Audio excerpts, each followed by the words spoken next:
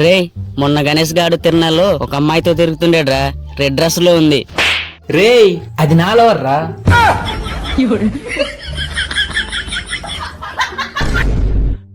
Hello, నేను గణేష్ని. నీకు 100 సంవత్సరాలు రా. నీ గురించే మాట్లాడుకుంటున్నాం ఇద్దరం. నువ్వే ఫోన్ చేసావు. 100 సంవత్సరాలా? 100 సంవత్సరాలు బతికి ఏం చేద్దామండ్రా? మనకున్న అలవాట్లకి వ్యసనాలకి 100 సంవత్సరాలు బతకలేం.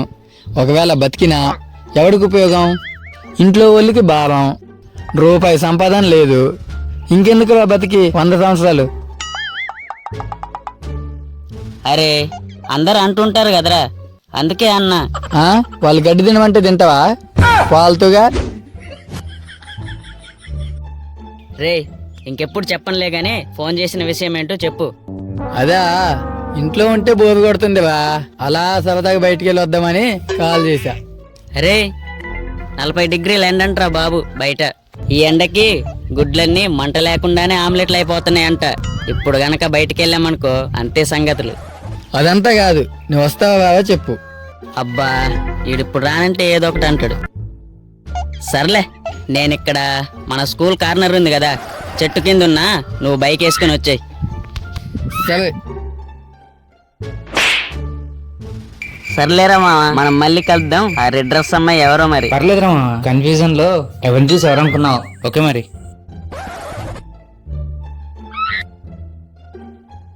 ఈడేంటి ఇంకా రావట్లేదు? ఎండ ఉక్కపోతా. బా,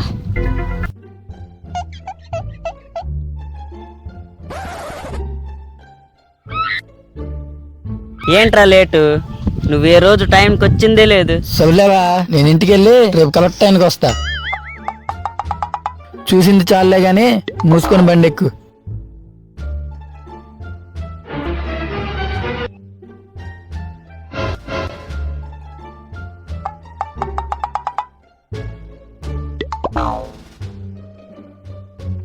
అరే గని, బండి పక్క కాపురా, టాయిలెట్ వస్తుంది.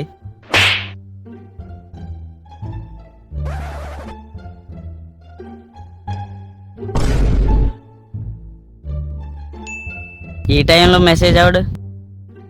ఈరోజు ఏప్రిల్ 1 కదా, ఖాళీగుంటే రోజులు కూడా తెలియట్లేదు. సర్లే, ఈ రోజు ఎలాగైనా ఫుల్ చేద్దాం.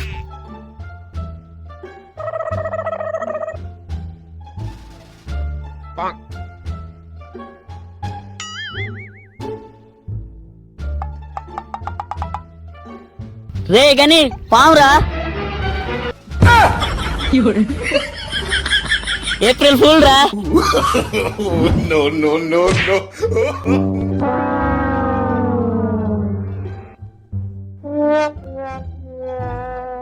ఏంట్రా ఏప్రిల్ ఫూలా? నువ్వు నా ఫ్రెండ్ అయినప్పుడే నేను ఫూల్ అయినావా? కొత్తగా ఏప్రిల్ ఫూల్ ఏంటి? ఏంట్రా ఫీల్ అయినావా? నేను కూడా ఏప్రిల్ ఫూల్ చేసినావా?